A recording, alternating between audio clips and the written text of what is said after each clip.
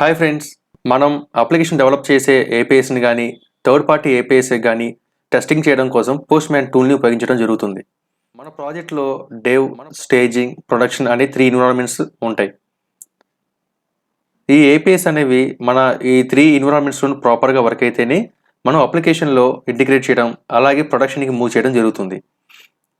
జనరల్గా ఈ ఏపీఎస్కి security provide చేయడం కోసం కొన్ని ఆథరైజేషన్ సెట్టింగ్స్ లేదంటే హెడర్లో కొన్ని పారామీటర్స్ కాన్ఫిగర్ చేయడం జరుగుతుంది. వీటి ద్వారా మనం ఆ ఏపీఐని సెక్యూరిటీ ఉంచడం జరుగుతుంది అనమాట. సో అయితే ఈ ఏపీఐస్ ఉపయోగించేటప్పుడు డెవ్కి, స్టేజింగ్కి, ప్రొడక్షన్కి ఆ కీస్ అనేవి డిఫరెంట్గా ఉంటాయి.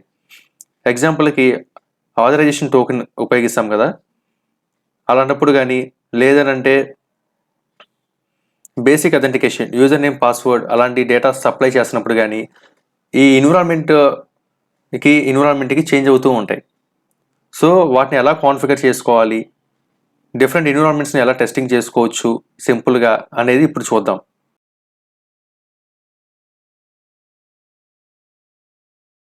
సో జనరల్గా అందరూ ఏం చేస్తారు అంటే ఇక్కడ ఒక ఏపీఐని మెన్షన్ చేస్తారు.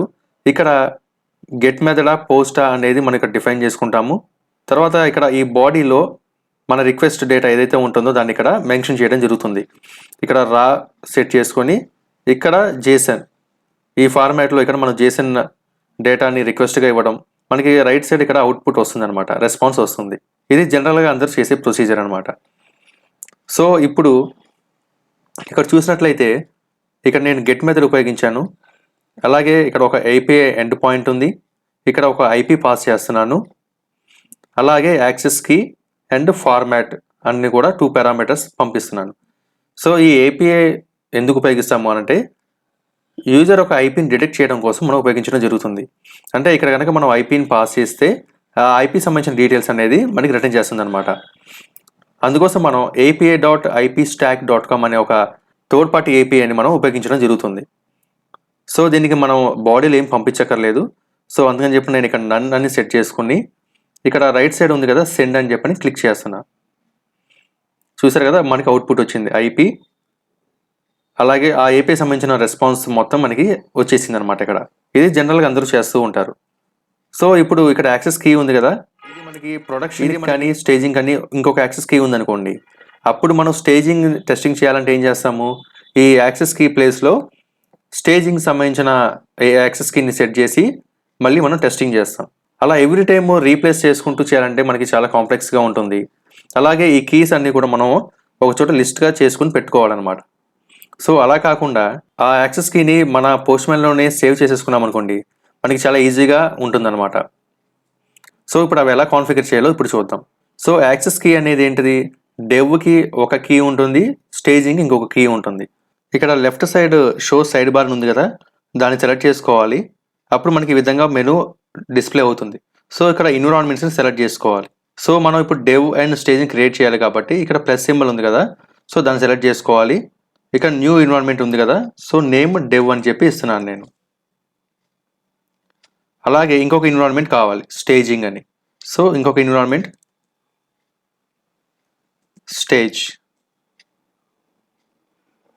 అని 2 ఎన్విరాన్మెంట్స్ నేను ఇప్పుడు క్రియేట్ చేశాను. సో ఇక్కడ డెవ్లో యాక్సెస్ కీ,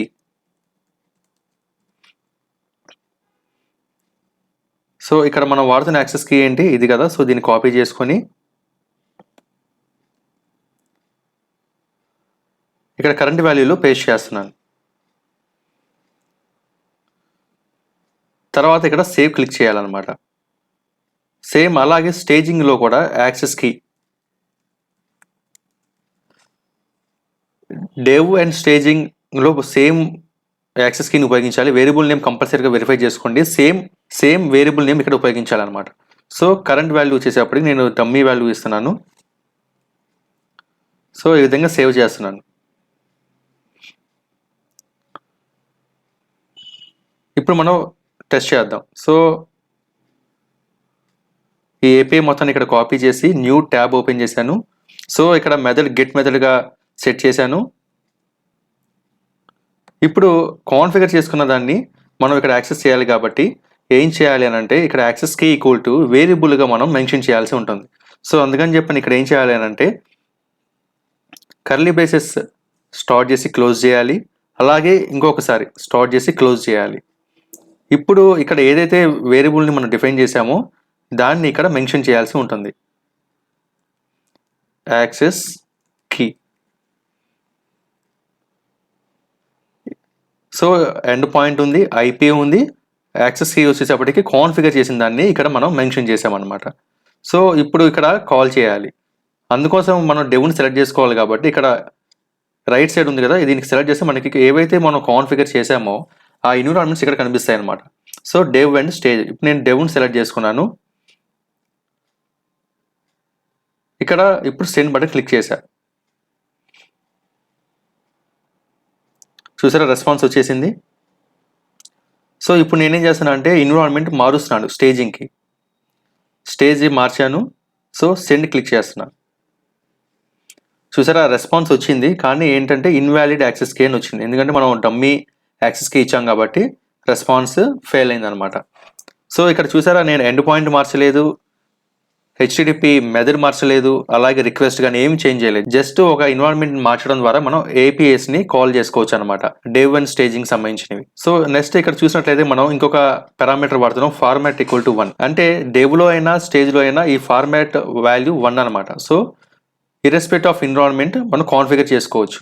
అలాంటప్పుడు మనం గ్లోబల్గా కాన్ఫిగర్ చేసుకోవచ్చు అనమాట. సో అందుకని ఏం చేయాలంటే ఇక్కడ లెఫ్ట్ సైడ్ గ్లోబల్స్ అని ఉంది కదా, దాన్ని సెలెక్ట్ చేసుకోవాలి. మనకి ఈ విధంగా variable, initial value, current value కనిపిస్తుంటాయి. సో ఇక్కడ వేరియబుల్ వచ్చేసేపటికి నేను ఫార్మాట్ కీ అని చెప్పి ఇస్తున్నాను. సో కరెంట్ వాల్యూ వచ్చేసేపటికి 1 అని ఇచ్చి మనం ఇక్కడ రైట్ సైడ్ సేవ్ చేసుకోవాలి. సో సేవ్ చేసుకున్న తర్వాత ఇక్కడ దాన్ని కాన్ఫిగర్ చేసుకోవాలి. So and format equal to same ఇందాక ఎలా అయితే యాక్సెస్ కీని కాల్ చేస్తున్నామో ఇక్కడ కూడా అలానే కాల్ చేసుకోవాలి. So double curly braces 2 times రాసుకొని ఫార్మాట్ కీ ఈ విధంగా రాసుకోవాలి. సో గ్లోబల్ వేరియబుల్స్ కాబట్టి మనం చేంజెస్ ఏమి ఉండవు. సో నేను ఇక్కడ ఎన్విరాన్మెంట్ మళ్ళీ డెవ్ పెడుతున్నాను. సో సెండ్ క్లిక్ చేసినట్లయితే మనకి రెస్పాన్స్ వస్తుంది. సో మీరు కనుక ఇక్కడ కన్సోల్ ఓపెన్ చేసి చూసినట్లయితే మనకి ఇక్కడ ఆ ఏపీఐ యొక్క రిక్వెస్ట్ రెస్పాన్స్ కనిపిస్తూ ఉంటాయి. సో నేను ఇక్కడ ఇంకోసారి క్లిక్ చేస్తున్నాను, చూడండి. చూసారు, ఇక్కడ ఫార్మాట్ ఈక్వల్ టు 1 అని వచ్చింది. అలాగే ఇప్పుడు స్టేజింగ్ ఎన్విరాన్మెంట్ని సెలెక్ట్ చేసుకున్నాను, సెండ్ చేస్తున్నాను. సో యాక్సెస్ కీ మారింది, ఫార్మాట్ 1 వచ్చేసింది అనమాట. సో ఈ విధంగా మనం ఏవైనా వేరియబుల్స్ స్పెసిఫిక్ టు ఎన్విరాన్మెంట్ ఉంటే అవి కాన్ఫిగర్ చేసుకోవచ్చు. ఏవైనా గ్లోబల్గా ఉంటే వాటిని కూడా గ్లోబల్స్ అన్న సెట్టింగ్స్లోకి వెళ్ళి అక్కడ యాడ్ చేసుకొని కాల్ చేసుకోవచ్చు. ఇప్పుడు ఇదే ఏపీఐ కాల్కి రిక్వెస్ట్లో టైం స్టాంప్ పంపాలనుకోండి, అంటే డైనమిక్గా టైం స్టాంప్ పంపాలనుకుంటే ఎలా ఇంప్లిమెంట్ చేయాలో ఇప్పుడు చూద్దాం. సో ఈ టైం స్టాంప్ అనేది మనకి ఎవ్రీ సెకండ్కి మారుతూ ఉంటుంది కాబట్టి మనం దీన్ని కాన్ఫిగర్ చేసుకోలేము. సో కంపల్సరీగా ఏపీఐ ఎప్పుడైతే ఇన్వోక్ అవుతుందో అప్పుడు మాత్రమే మనం పంపగలుగుతాం అన్నమాట. సో అందుకోసం మనం ఇక్కడ ఈ బాడీని డ్రాప్ డౌన్ క్లిక్ చేస్తే వస్తుంది కదా. సో ఇక్కడ ప్రీ రిక్వెస్ట్ స్క్రిప్ట్ అని చెప్పి ఉంది కదా, ఈ ఆప్షన్ ద్వారా మనం డైనమిక్గా టైం స్టాంప్ని మనం పంపడం జరుగుతుంది. ఎప్పుడైతే ఏపీఐ కాల్ ఇన్వోక్ అవుతుందో అప్పుడు డైనమిక్గా టైం స్టాంప్ని మనం అసైన్ చేయొచ్చు అనమాట. సో అది ఇప్పుడు ఎలా చేయాలో చూద్దాం. దీనికోసం మనం ఏం చేయాలి అంటే pm.globals.set అని చెప్పని ఈ విధంగా మనం డిఫైన్ చేసుకోవాల్సి ఉంటుంది. సో దీనికి కీ వాల్యూ ఇవ్వాలన్నమాట. సో కీ వచ్చేసేపటికి టైం అని ఇస్తున్నాను, వాల్యూ వచ్చేసేపటికి date.now అంటే కరెంట్ టైం స్టాంప్ కావాలి కాబట్టి date.now అని చెప్పని డిఫైన్ చేశాను. సో ఇప్పుడు ఈ టైంని మనం రిక్వెస్ట్లో పంపాలి. సో అందుకని ఏం చేయాలి అంటే ఇక్కడ బాడీ సెలెక్ట్ చేసుకోవాలి, తర్వాత ఇక్కడ రా అని ఉంది కదా దాన్ని సెలెక్ట్ చేసుకున్నాను, నెక్స్ట్ మనం JSON సెలెక్ట్ చేసుకోవాలి. సో ఇప్పుడు ఇక్కడ రిక్వెస్ట్లో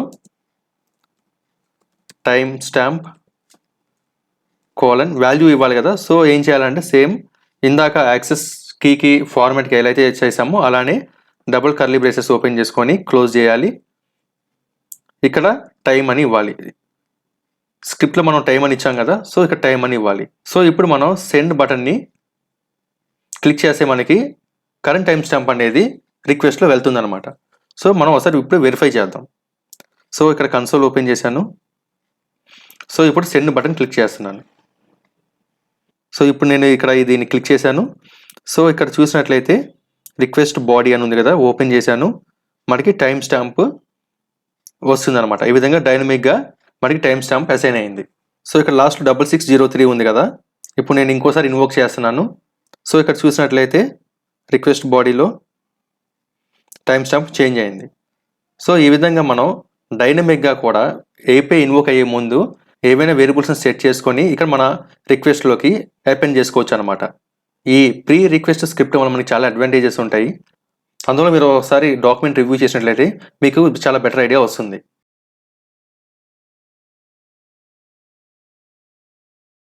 ఇప్పుడు ఆల్రెడీ ఉన్న రిక్వెస్ట్కి డైనమిక్గా అట్రిబ్యూట్ ఎలా యాడ్ చేయాలో చూద్దాం. అంటే ఇక్కడ రిక్వెస్ట్లో మనకి టైం స్టాంప్ ఉంది కదా, ఇప్పుడు ఇంకొక అట్రిబ్యూట్ని యాడ్ చేద్దాం.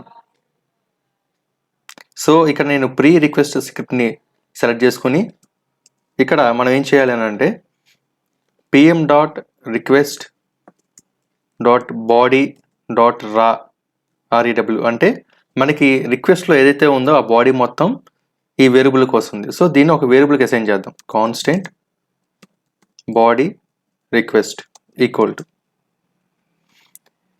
దీన్ని ముందుగా అసైన్ చేసే ముందు మనం ఏం చేయాలంటే జేసన్ పార్స్ చేసుకోవాలి. json.parse.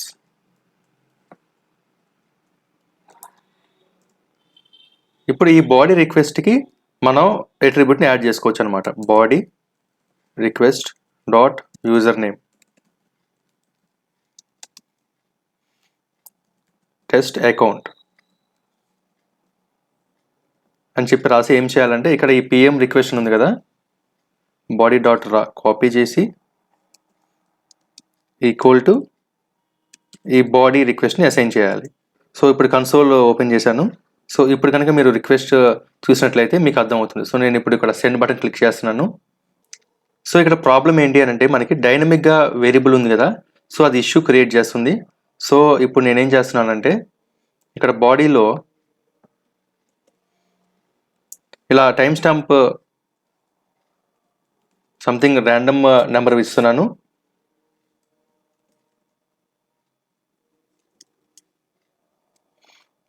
ఇప్పుడు ఇక్కడ స్క్రిప్ట్లోకి వచ్చేసాను. ఇప్పుడు ఏపీఐని ఇన్వోక్ చేస్తున్నాను. చూసారా, ఏపీఐ ఇన్వోక్ అయింది. సో ఇక్కడ రిక్వెస్ట్ బాడీ చూసినట్లయితే టైం స్టాంప్ అలాగే యూజర్ నేమ్ కూడా అపెండ్ అయిపోయింది. సో ఈ విధంగా మనం డైనమిక్గా కూడా అట్రిబ్యూట్ని సెట్ చేసుకోవచ్చు. Thank you for watching this video.